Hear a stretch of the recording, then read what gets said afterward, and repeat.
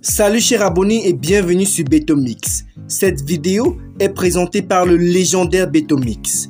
Mais avant de commencer, si tu es nouveau sur cette chaîne, n'hésite pas à t'abonner, d'activer la cloche de notification et de cliquer sur l'option toutes pour ne pas rater nos prochaines vidéos. Considéré comme une légende de la musique congolaise et africaine, avec une carrière couvrant près de 5 décennies, il est le premier artiste noir africain à jouer et remplir le mythique Salle de Bercy et l'un des 12 artistes musiciens africains, le seul Congolais à avoir été cité dans les 1001 albums que vous devez écouter avant de mourir.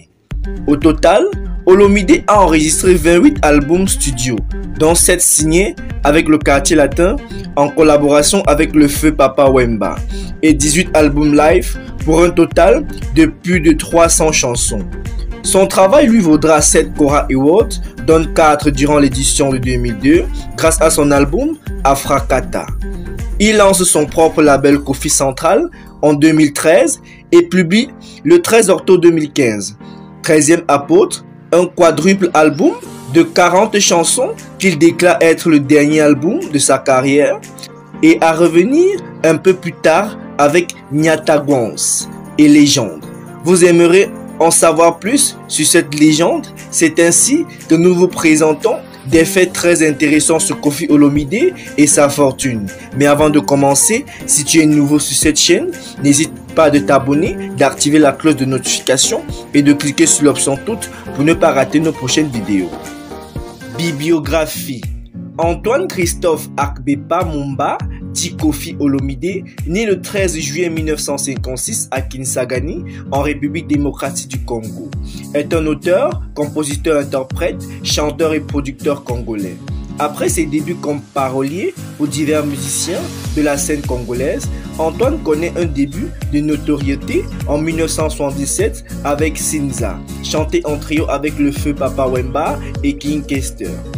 S'ensuit une période creuse avec des vinyles tels que Diva, Gobila, Enrique ou encore Elle et moi. En 1986, il crée et dirige l'orchestre Quartier Latin International, qui l'accompagnera sur la scène et sur la réalisation de ses albums à partir de 1992 et qui verra notamment passer dans ses rangs de futures stars de la musique telles que Fally Ipupa. Sa carrière connaît un second départ à partir de 1990 en signant chez Sonorcy, avec qui il enchaînera les succès et connaîtra son apogée. Enfance et débuts musicaux.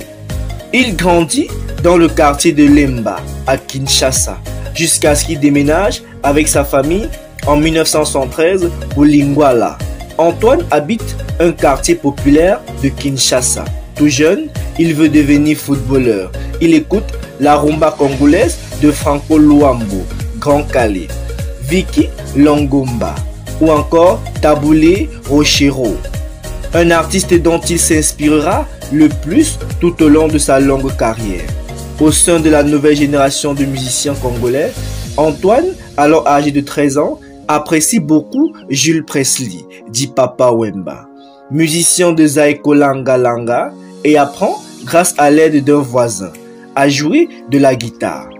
À 18 ans, il obtient un bac scientifique et son père lui permet d'aller continuer ses études en France à l'université de Bordeaux.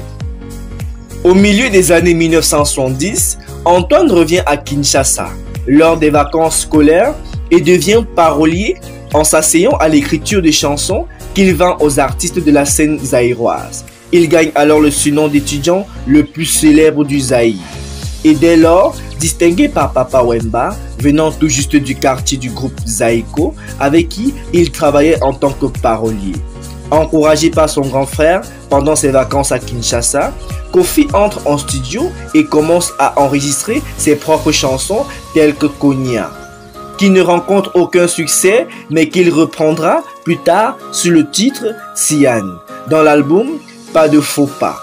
Lorsque Papa Wemba créera l'orchestre Viva la Musica, Olomide lui offrira les chansons Mère supérieure et Balembongue, Asiana Zoé, qui permettront à Wemba de connaître un véritable succès en 1970, accompagné de ce dernier et Ketcher Emeneya, il enregistre Asso, Princesse Yasinza, qui lui vaudra le titre de meilleur auteur-compositeur-interprète du Zaïre.